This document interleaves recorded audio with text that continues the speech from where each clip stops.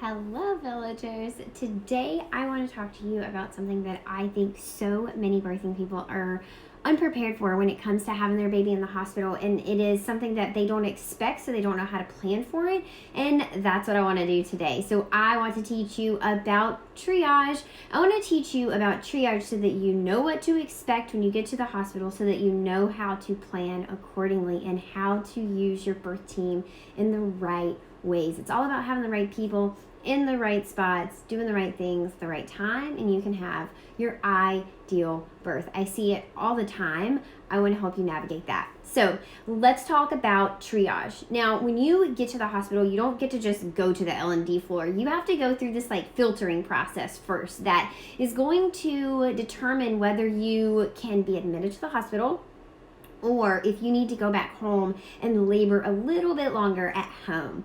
Now, this is generally around 6 centimeters, or if someone is really ready for some medical pain support, medical pain relief management. So there are going to be different things. There's not one thing that determines whether you are admitted to the hospital or whether you're sent back home. It's a kind of variety of things that need to line up to make sure that you are ready to be admitted into the hospital.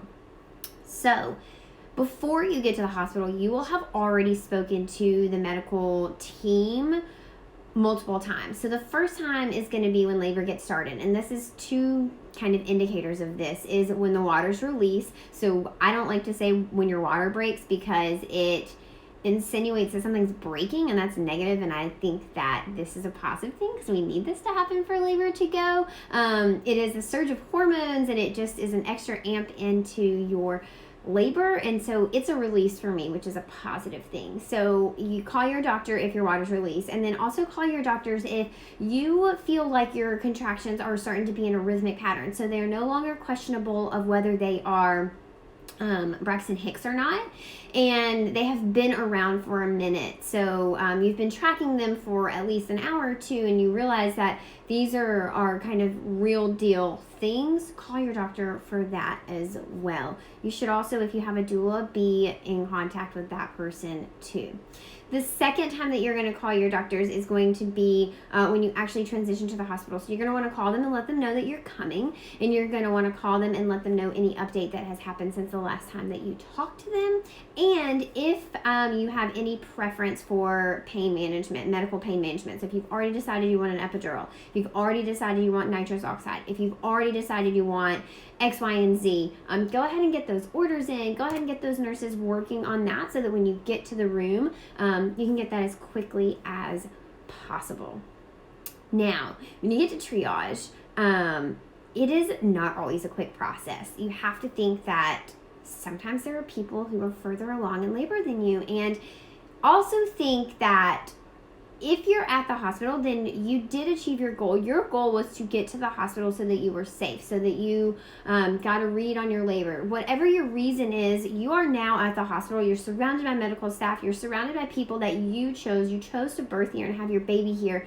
Trust in that, and know that if your baby is going to be here soon, they will absolutely get you to an L&D room. Understand that it's a fine balance, and prioritizing different things back in the L&D room. So keep that in mind when you think about this. But you get to triage, you're going to come with this first nurse, okay? And this first nurse is going to do what's like a check-in, personal information check. And they're going to want to know things like your name, your address, your due date, how labor is going, your partner's name, all that jazz, okay? And then they're going to want to know, like I say, a labor update.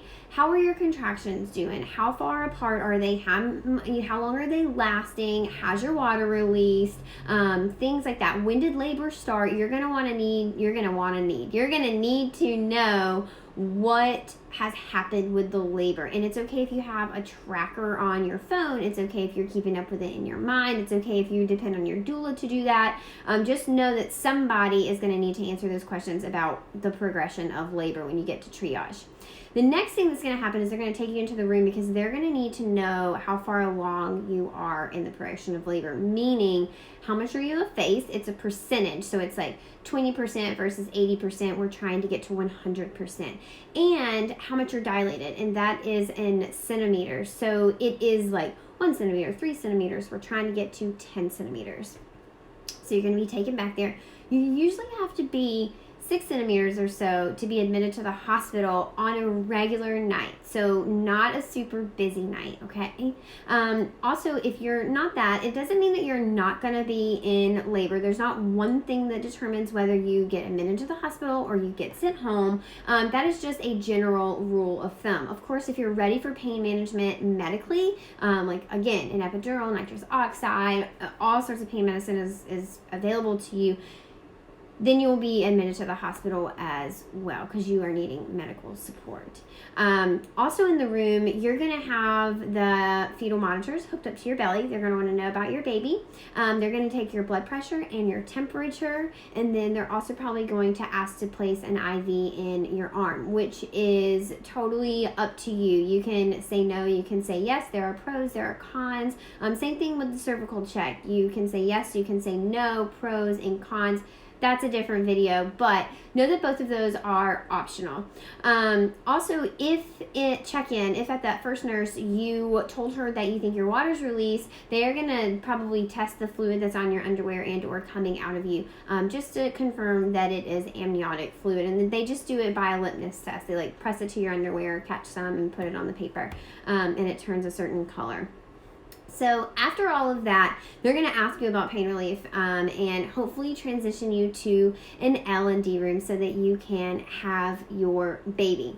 Now, I mentioned in the beginning of the video that you might have to wait when you get to triage, and I want to give you a simple reframe of mind, is that you did achieve your goal of getting to the hospital, getting safe, and having access to medical support. It was just in a different way than what you had expected, and that often leads to failed expectations, right? When you have an expectation and what actually happens doesn't live up to that expectation, sometimes we feel let down or sad or even like we failed, and that's not the case, and that's not the time to be processing all of that. You need to set that aside and just reframe your mind that you are in the hospital with people that you trust. It is in a different way than you thought it was gonna be, but you still achieved your goal of being at the hospital.